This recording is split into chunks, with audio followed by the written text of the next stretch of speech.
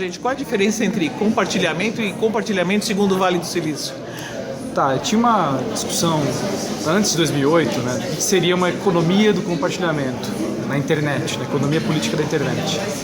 E para os estudiosos da época, eles tinham a ideia de compartilhamento como modalidade de ação econômica. Então, basicamente dizendo, você compartilha um recurso para produzir algo em conjunto. O caso da Wikipédia, que é um grande projeto de colaboração, de produção de conhecimento em conjunto, em que ao mesmo tempo que você consome o recurso para aprender algo, você escreve e colabora criando algo em cima. Depois de 2008, da crise econômica dos Estados Unidos, veio o investimento muito massivo das empresas e de bancos que queriam investir na área de tecnologia e começaram a investir dinheiro em empresas como Airbnb, Uber, TaskRabbit, que é uma empresa de financiamento de pequenos trabalhos. E eles passaram a usar o termo sharing economy para descrever plataformas que permitem o uso eficiente, entre aspas, de um recurso num viés de consumo. Então, compartilhar para o Vale do Silício é, na verdade, usar o mesmo recurso várias vezes por várias pessoas por meio de uma intermediação de uma plataforma. Então, a gente tem que desmistificar um pouco essa ideia de sharing economy para também lembrar que antes de ter esse viés de consumo, a gente falava de compartilhamento com viés de produção, produzir coisas em conjunto. E a gente tem vários exemplos novos que são maravilhosos. Por exemplo, os laboratórios dos makers, os Fab Labs, são laboratórios que você compartilha não só os códigos da sua programação, mas também o próprio hardware.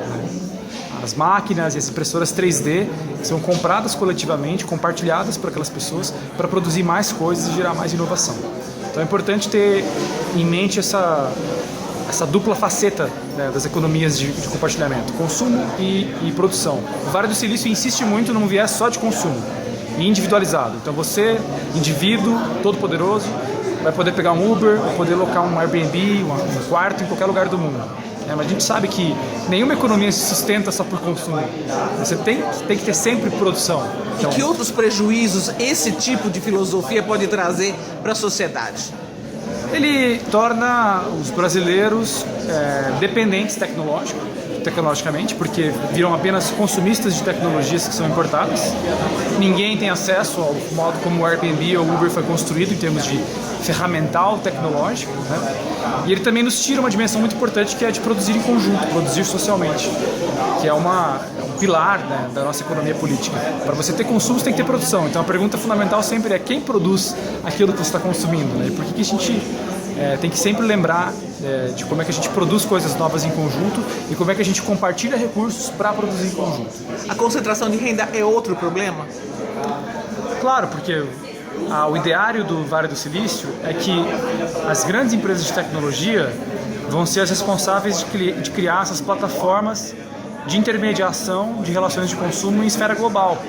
Então eles esperam ter na cabeça deles as 3 bilhões de pessoas conectadas à internet, consumindo e reconsumindo itens e bens de consumo, e eles fazendo a intermediação, tirando 20% do lucro do que você paga nessa relação de troca com outra pessoa, e isso vai para essas grandes empresas. Então, elas têm um modelo extremamente extrativo, né? Elas querem monopolizar esse mercado e concentrar essa tecnologia de ponta num pequeno centro de produção tecnológica que é o Vale do Silício.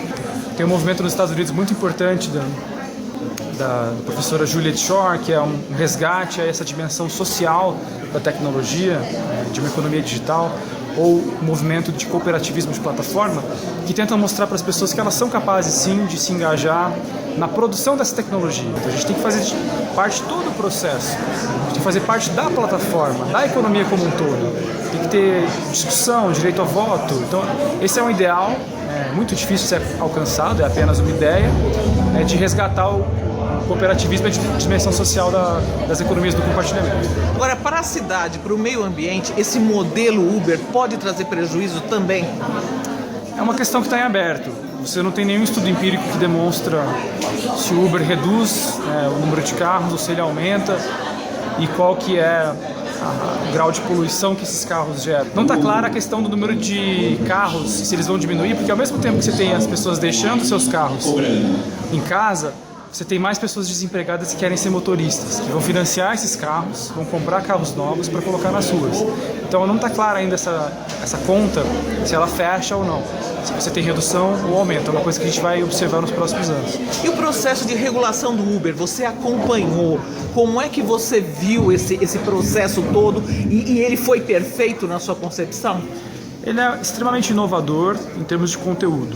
A prefeitura foi muito inteligente ao criar um preço público flexível, em que ele pode tornar o preço do quilômetro mais caro no centro e mais barato nos bairros. E ele gera um painel de controle em que ele consegue estimular corridas de Uber em regiões mais pobres. Que Agora, é uma coisa como é que vai se controlar tudo isso? A gente não sabe, porque é uma coisa nova. Nenhum país do mundo experimentou um modelo de venda de crédito de forma eletrônica como a prefeitura quer implementar. Mas ele tende a ser promissor se ele for bem feito. A gente tem uma crítica ao modo como isso foi conduzido, que faltou documentação desse processo, faltou criar um portal online em que as pessoas pudessem acessar qual que era a opinião dos taxistas, qual que era a opinião do Uber, qual que era a opinião dos centros de pesquisa. Isso não foi documentado e não foi feito de forma transparente como outras políticas da prefeitura. Mas enfim, superado... Isso pode comprometer o resultado? Eu acho que vira um objeto de crítica. Não que isso vá minar a proposta regulatória, que é muito inteligente e tem um conteúdo interessantíssimo que as pessoas estão curiosas para ver se vai dar certo. Acho que é um erro que o poder público tem que aprender com esse erro e fazer isso mais transparente, mais documentado e mais democrático nas próximas vezes. Quanto tempo você acha que será necessário para se ver os resultados dessa nova política?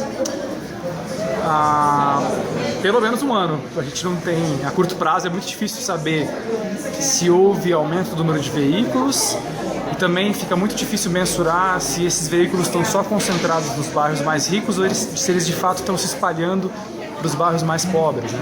E também a gente vai precisar de tempo para saber como é que esse recurso que é captado pelas empresas credenciadas vai ser reinvestido em transporte público, porque para isso você precisa de lei de previsão orçamentária. Então vai demorar um tempo para entender como é que esses recursos são canalizados e como é que a prefeitura vai conseguir controlar desigualdades sociais no âmbito da mobilidade urbana e do transporte individual. Que futuro você vê para o táxi? Eu acho que o táxi vai continuar e a prefeitura tem várias formas de privilegiar os táxis e manter o táxi como um serviço público respeitado e forte. Por exemplo, estimular, fazendo com que as faixas de ônibus sejam exclusivas para os motoristas de táxi, porque afinal ele é considerado transporte público. Você determinar áreas de estacionamento que são exclusivas para taxistas, áreas que são também só permitidas para taxistas como shoppings e aeroportos, e você deixa as outras áreas mais livres para essas empresas mais recentes como Uber, Lyft e outras que estão surgindo. Inclusive tem uma empresa chinesa que vai começar operações no Brasil. Mas existe sim um painel de controle que o poder público pode usar para proteger o táxi como serviço público. Eu não vejo nenhuma possibilidade do táxi acabar